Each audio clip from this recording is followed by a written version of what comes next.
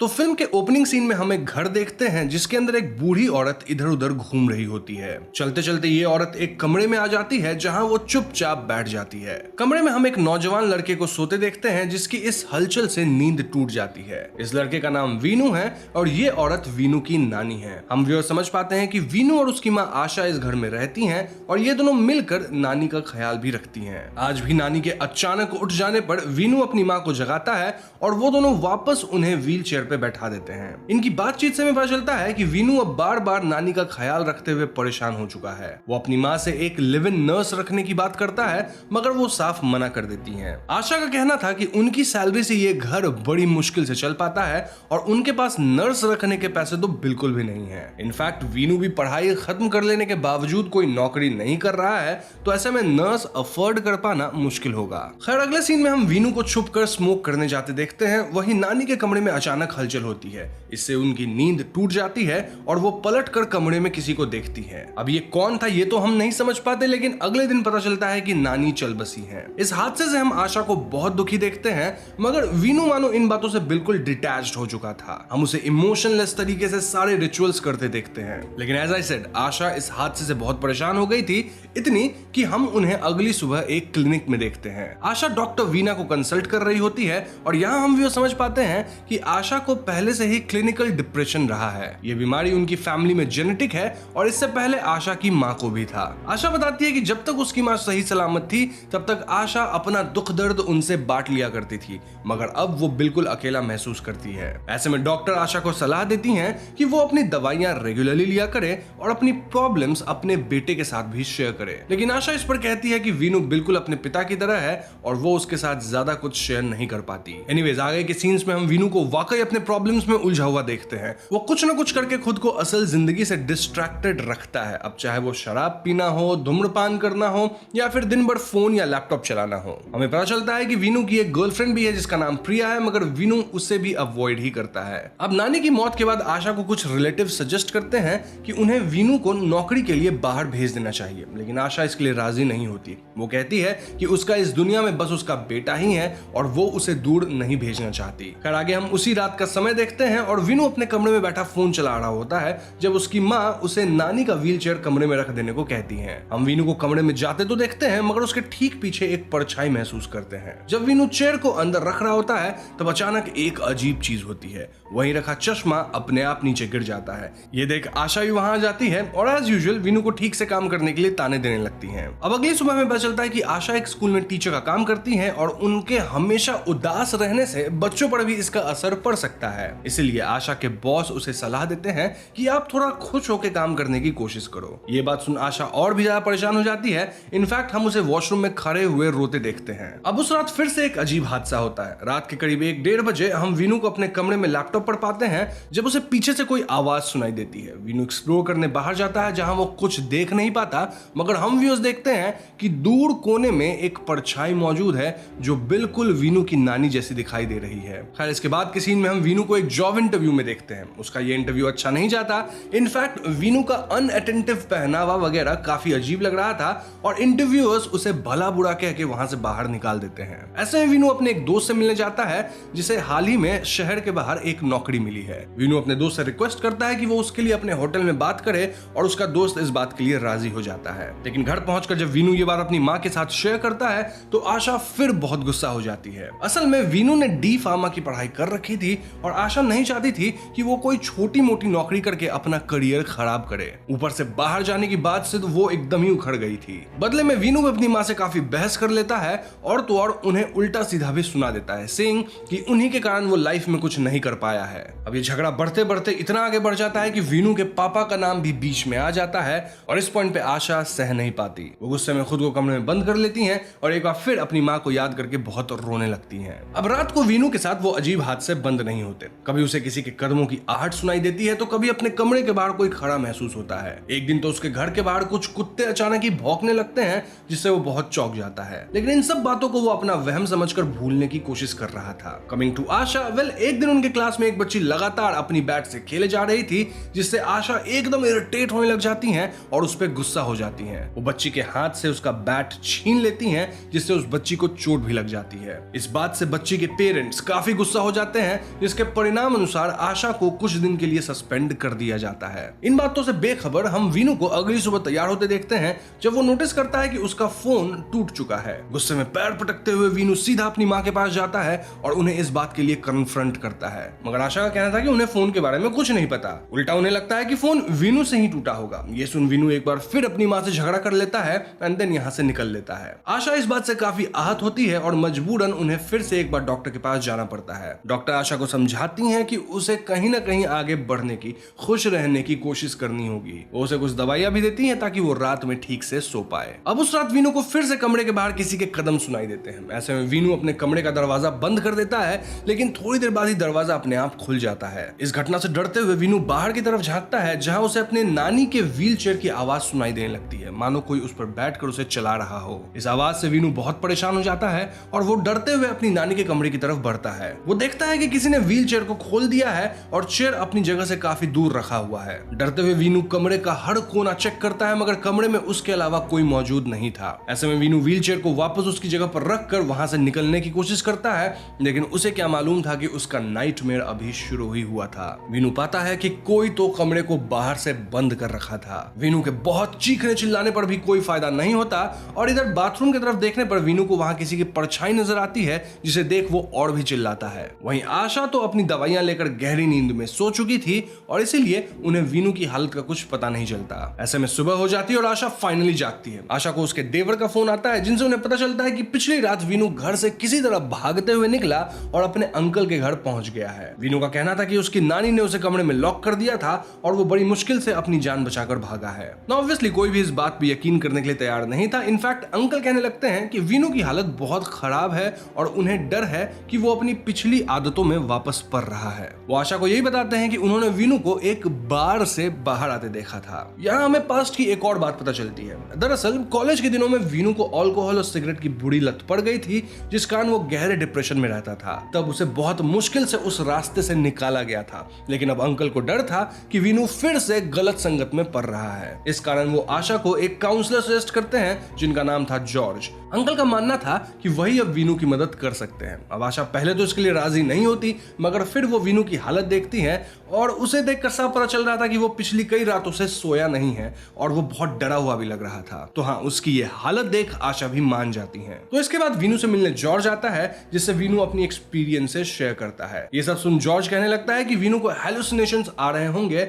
और इस बात से वीनू इतना ऑफेंड होता है कि वो जॉर्ज को घर से निकल जाने को कहता है। वीनू की इस हरकत से अंकल भी नाराज हो जाते हैं, लेकिन जॉर्ज कहता है कि वो फिर से वीनू से बात करने की कोशिश करेगा। एनीवेज, अगली रात वीनू को फिर से घर में हलचल महसूस होती है। उसे ऐसा लगता है मानो किसी ने कोई भारी सामान गिराया हो, लेकिन आशा को तो कुछ सुना ही नहीं दिया था। आशा वीनू को भी समझाने की कोशिश करती है, लेकिन वीनू अचानक भड़क जाता है। वो अपनी ही माँ पर पागलों जैसे चीखने लगता है, जो सुनकर एक पल के लिए आशा भी चौंक जाती है। क्लियरली वीनू किसी बहुत मुश्किल दौर से गुजर रहा था। अब अगली सुबह आशा से उसकी पड़ोसी बात करने आती है और वो आशा से वीनू के बारे में पूछती है, लेकिन हम आशा को इस कॉन्वर्सेशन से इरिटेट होता हुआ देखते हैं। इनफैक्ट वो बहाना बनाकर घर के अंदर चली जाती है और यही नहीं, वो यहाँ के सारी खिड़की दरवाजे बंद भी कर लेती है ताकि कोई उससे मिलने या सवाल करने ना आए। उस शाम आशा एक बार फिर अपने डॉक्टर से मिलने जाती है, लेकिन क्लिनिक पहुंचकर उसे एक और झटका लगता है। उसकी डॉक्टर का अब ट्रांसफर हो चुका था। जी हाँ, उनकी जगह कोई नया डॉक्टर आया था जिससे आशा के बारे में कुछ भी मालूम नहीं था। अतः काउंसलिंग के दौरान वो उससे पूछता है कि उसे क्या प्रॉब्लम है, लेकिन प्रॉब्लम से घिरी आशा कहीं ना कहीं अपना दर्द बयां कर करके थक चुकी थी। उसमें हिम्मत नहीं थी कि वो सब कुछ शुरू से शुरुआत कर सके, इसीलिए वो बिना कुछ बोले वहां से चुपचाप निकल जाती है। इधर हम वीनू को देखते हैं जो अब लगभग 4 रातों से जागा हुआ है और वो डरा डरा इधर उधर फिर रहा था। ऐसे में वो अपनी प्रॉब्लम प्रिया के साथ शेयर करता है, लेकिन प्रिया भी वीनू के बात को इग्नोर कर देती है। वहीं जॉर्ज वापस इनके घर आता है, लेकिन उस वक्त घर में ताला लगा हुआ था, यानी कि घर में ना तो आशा थे ना ही वीनू। जॉर्ज आशा वीनू को कांटेक्ट करने ही वाला था कि उससे बात करने वही पड़ोसी आती है। जॉर्ज से उसका हाल चाल लेने के बाद वो औरत एक अजीब बात बताती है। वो कहती है कि इस घर में ज्यादा देर तक ठहरना सही नहीं होगा, यहाँ कुछ गड़बड़ है और इसीलिए आप भी यहाँ से जल्दी निकल जाइए। अब उस औरत की ऐसी बातें ऑब्वियसली जॉर्ज को बहुत अटपटी लगती हैं। वो उसे पूछता है कि वो ऐसा क्यों कह रही है, तो ये औरत बताती है कि आशा और वीनू के अलावा कोई भी ऐसा किराएदार नहीं है जो इतने दिन तक इस घर में टिक सका है। असल में इस घर का बहुत ही काला इतिहास है। लोगों की माने तो आज से कुछ साल पहले एक नया नवेला जोड़ा इस घर में रहने आया था। वो एक हंसता खेलता परिवार था, मगर फिर पता नहीं कैसे धीरे धीरे उस परिवार में जो आदमी था उसकी दिमागी संतुलन खराब होने लगी। एक दिन पागल होकर उसने अपनी बीवी बच्चों को जहर देकर मार दिया और फिर खुद भी फांसी लगा लिया। इस हादसे के बाद ये घर काफी दिनों तक खाली रहा, लेकिन फिर कोई बैंकर यहाँ रहने आया था, मगर एक दिन उसने भी अपनी जान लेने की कोशिश की। इसके बाद तो ये घर 6 साल तक वैसा का वैसा ही पड़ा रहा। अब आशा का परिवार यहाँ रह तो रहा है, लेकिन उसकी माँ की जान जा चुकी है और उन्हें डर है कि अगला नंबर कहीं आशा या वीनू का ना हो। ये कहानी जानने के बाद जॉर्ज कुछ ऐसा करने का फैसला करता है जो हॉरर मूवी में हर डम प्रोटैगनिस्ट के लिए एक लेसन है। जी हाँ, जॉर्ज इस परिवार से हर तरह से दूर जाने का फैसला करता है। दूसरी तरफ हम वीनू को एक डार्क होल में धीरे धीरे गुम होते हुए देखते हैं। वो बहुत ज्यादा ड्रिंक आदि करने लगता है और उसे बार बार एक ही तरह के हैलुसिनेशंस होने लगते हैं। रात में वो अकेले सो भी नहीं पा रहा था और उसे हर पल किसी के आसपास होने का एहसास होता। आशा उसकी ये हालत नहीं देख पा रही थी, इसलिए वो जॉर्ज से बात करने की कोशिश करती है, मगर जॉर्ज उनका फोन इग्नोर किए जा रहा था। यहाँ जॉर्ज की बीवी उसे सलाह देती है कि उसे एक बार बात की जड़ तक पहुंचना चाहिए। क्या पता ये सब सिर्फ अफवाह हो और आशा के परिवार को जेन्युइनली उनकी जरूरत हो। ये सुन जॉर्ज भी सोच में पड़ जाता है और ऐसे में वो अगले दिन उस मकान के असली मालिक के घर तक पहुंच जाता है। मकान मालिक जॉर्ज को अवगत कराते हैं कि पड़ोसियों ने जो उसे बताया है वो बिल्कुल सच है। वो घर असल में उनके बेटे बहू का आशियाना था और उन्होंने बड़े चाव से उसे बनवाया था, मगर घर में शिफ्ट होते ही उनकी जिंदगी बर्बाद हो गई। उनके बेटे ने एक दिन अपने पूरे परिवार को खत्म कर दिया और खुद को भी खत्म कर लिया। यही नहीं, जॉर्ज को मालूम होता है कि वो बैंकर वाली कहानी भी सच्ची थी। बैंकर की बीवी जॉर्ज को बताती है कि उसके पति बहुत परेशान रहने लगे थे। वो अक्सर कहते हैं कि उन्हें घर में किसी की मौजूदगी महसूस होती है, लेकिन उनके अलावा ये बात और किसी को समझ नहीं आती थी। इनफैक्ट बैंकर की बीवी को खुद भी वहां कुछ भी महसूस नहीं हुआ, लेकिन एक दिन बैंकर खुद को मारने की कोशिश किया था और किसी तरह उन्हें बचाया गया, ऑल्दो वो हमेशा के लिए पैरालाइज्ड हो गए। दूसरी तरफ हम वीनू को देखते हैं जो पूरी तरह डिस्टर्ब हो चुका है। किसी तरह सब कुछ अवॉइड करने के ख्याल में वो शराब के नशे में धुत हो जाता है और एक बार में लड़ाई करने लगता है। यही नहीं, लड़ाई करने के बाद वो पागलों की तरह चीखने लग गया था, जिससे आसपास के सभी लोग डर जाते हैं। वीनू की हालत देख उसके घर वालों को फोन किया जाता है और अंकल किसी तरह वीनू को घर पहुंचाते हैं। अंकल यहाँ आशा को समझाते हैं कि हो ना हो वीनू को अब अस्पताल जाने की जरूरत है। उसकी दिमागी हालत अब नॉर्मल नहीं रही है और वो कल ही उसे एक मेंटल हॉस्पिटल में भर्ती करवाएंगे। ये बात सुन आशा पूरी तरह टूट जाती है। अब उस समय जॉर्ज अंकल को फोन लगाता है और उन्हें उस शापित घर का सच बताने की कोशिश करता है, मगर अंकल मान चुके थे कि ये सब वीनू की मानसिक बीमारी है। आखिर है तो वो आशा का बेटा ही ना, जिसे खुद भी क्लिनिकल डिप्रेशन रहा है और इस फैमिली में ये चीज चली है। वो जॉर्ज से भी साफ साफ कह देते हैं कि उसे इन सब में पढ़ने की अब कोई जरूरत नहीं है। अब इस सब से दूर हम आशा और वीनू को घर पे देखते हैं। एक तरफ हम वीनू को बदहवास सी हालत में बैठा पाते हैं तो वहीं आशा किचन में खाना बना रही थी, लेकिन आज हम आशा को पूरी तरह हारा हुआ पाते हैं।